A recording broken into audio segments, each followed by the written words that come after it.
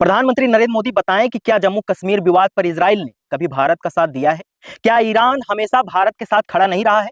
PM Modi जो रूस और ईरान को नाराज कर इजराइल और अमेरिका के साथ गलबहियां कर रहे हैं, यह विदेश नीति की खामियां नहीं बल्कि एक दबाव में डरा हुआ निर्णय दिखाई दे रहा है। प्रधानमंत्री नरेंद्र मोदी व्यक्तिगत निर्णयों के चलते संप्रभुता से खिलवाड़ कर रहे हैं। डोनाल्ड ट्रंप लगातार भारत का अपमान कर रहा है और मोदी है कि चुप है। मतलब मोदी कमजोर प्रधानमंत्री साबित हो रहे हैं। चाहे सीज फायर का मामला हो, टैरिफ लगाने का मामला हो, ट्रेड डील में अमेरिकी किसानों के लिए भारत का कृषि बाजार खोलने का मामला हो या फिर ईरान युद्ध का मामला हो, मोदी सरकार का डिसीजन दबाव भरा है, देश और समाज को नुकसान पहुंचाने वाला है। एक तरफ दुनिया का वो सबसे बड़ा लोकतंत्र है जिसने पूरी दुनिया को युद्ध नहीं बुद्ध का संदेश दिया, जिसने गौतम बुद्ध की अहिंसा को अपनी शक्ति बनाया। लेकिन आज सवाल उठ रहा है कि क्या भारत अपनी उस विरासत को भूल रहा है? प्रधानमंत्री नरेंद्र मोदी का इजरायल दौरा और उनका वहां दिया गया वो भाषण आज विवादों के घेरे में है।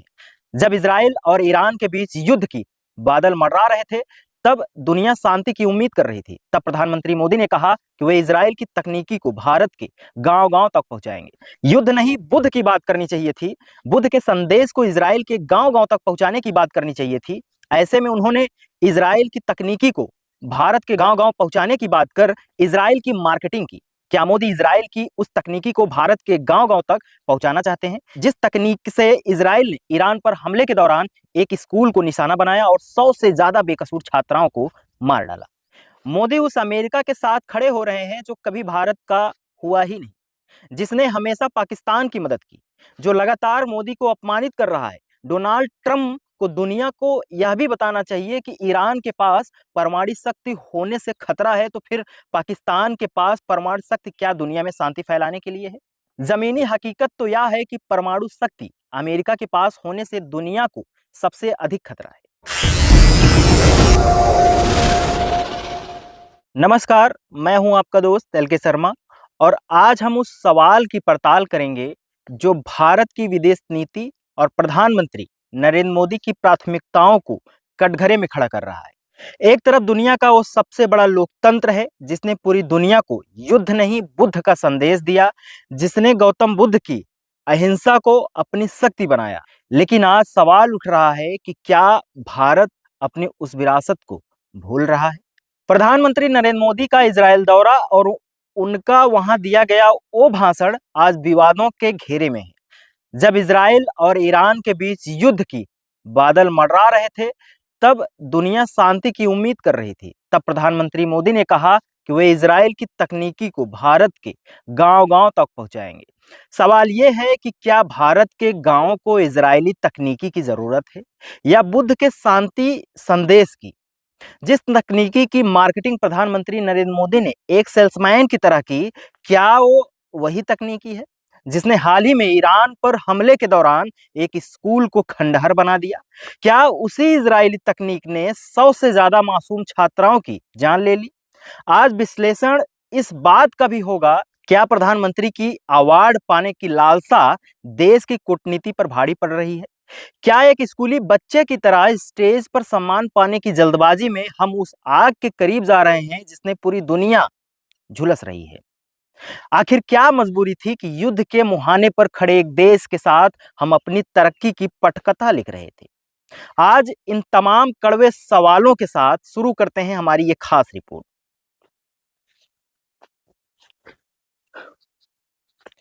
प्रधानमंत्री नरेंद्र मोदी ईरान पर हमले से पहले जब इजराइल गए तो उन्होंने वहां अपने भाषण में कहा कि वह इजराइल की तकनीकी को भारत के गांव-गांव तक पहुंचाएंगे।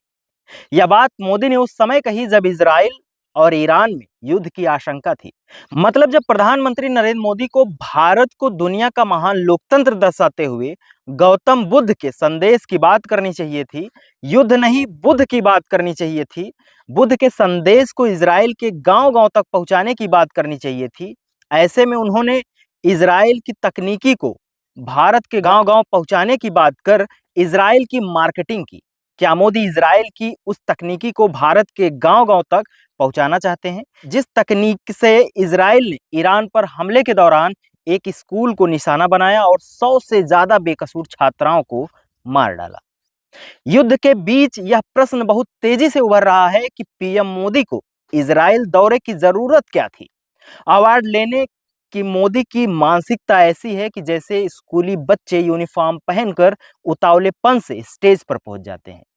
यह प्रश्न इसलिए भी उभरा है क्योंकि मोदी के इजराइल से वापस आते ही ईरान और अमेरिका ने संयुक्त रूप से ईरान पर हमला कर दिया। मोदी ने इस हमले पर कुछ कहा भी नहीं, जबकि ईरान हमारा परंपरागत दोस्त रहा है। मतलब मोदी अमेरिका के दबाव से रूस से तेल खरीदना बंद कर रूस को नाराज कर रहे हैं, तो मोदी युद्ध में खुलकर इजराइल के साथ खड़ा होकर ईरान से नाराजगी मोल ले ली। मोदी उस अमेरिका के साथ खड़े हो रहे हैं जो कभी भारत का हुआ ही नहीं, जिसने हमेशा पाकिस्तान की मदद की, जो लगातार मोदी को अपमानित कर रहा है। डोनाल्ड ट्रंप को दुनिया को यह भी बताना चाहिए कि ईरान के पास परमाणु शक्ति होने से खतरा है, तो फिर पाकिस्तान के पास परमाणु शक्ति क्या दुनिया में शांति फैलाने के लिए है? जमीनी हकीकत तो यह है कि परमाणु शक्ति अमेरिका के पास होने से दुनिया को सबसे अधिक खतरा है, क्योंकि अमेरिका द्वितीय विश्व युद्ध में जापान के नागासाकी और हिरोशिमा शहर पर परमाणु हमला कर चुका है। क्या अमेरिका के अलावा किसी दूसरे देश ने परमाणु बम का इस्तेमाल किया है? नहीं ना। दरअसल अमेरिकी राष्ट्रपति डोनाल्ड ट्रंप की निगाह तेल के कुओं पर है। इराक संबंधी अमेरिका ने जो आरोप लगाए थे वे झूठ साबित हुए। वेनेजुएला को अमेरिका ने जिस तरह से कब्जाया, क्या वह दादागिरी नहीं थी? मोदी ही नहीं, पूरी दुनिया को यह समझ लेना चाहिए कि यदि ईरान पर अमेरिका का कब्जा हो गया तो डोनाल्ड ट्रंप सभी देशों को घुटने के बल ला देगा। सबसे अधिक दिक्कत भारत के लिए होनी है। महंगा तेल देने के नाम पर ट्रंप दुनिया के देशों को ब्लैकमेल करेंगे और इजराइल और अमेरिका पर कोई विश्वास नहीं किया जा सकता है। प्रधानमंत्री नरेंद्र मोदी बताएं कि क्या जम्मू कश्मीर विवाद पर इजराइल ने कभी भारत का साथ दिया है? क्या ईरान हमेशा भारत के साथ खड़ा नहीं रहा है? पीएम मोदी जो रूस और ईरान को नाराज कर इजराइल और अमेरिका के साथ गलबहियां कर रहे हैं, यह विदेश नीति की खामियां नहीं बल्कि एक दबाव में डरा हुआ निर्णय दिखाई दे रहा है। प्रधानमंत्री नरेंद्र मोदी व्यक्तिगत निर्णयों के चलते संप्रभुता से खिलवाड़ कर रहे हैं। डोनाल्ड ट्रंप लगातार भारत का अपमान कर रहा है और मोदी है कि चुप हैं। मतलब मोदी कमजोर प्रधानमंत्री साबित हो रहे हैं, चाहे सीज फायर का मामला हो, टैरिफ लगाने का मामला हो, ट्रेड डील में अमेरिकी किसानों के लिए भारत का कृषि बाजार खोलने का मामला हो, या फिर ईरान युद्ध का मामला हो। मोदी सरकार का डिसीजन दबाव भरा है, देश और समाज को नुकसान पहुंचाने वाला है। इस खबर को लिखा है चरण सिंह, वरिष्ठ पत्रकार हैं। आप इस पूरे मामले पर क्या सोचते हैं, कमेंट बॉक्स में लिखना ना भूलें। बने रहिए बहुजन प्लेनेट के साथ। मैं एल के शर्मा नंदवंशी, बहुत बहुत शुक्रिया।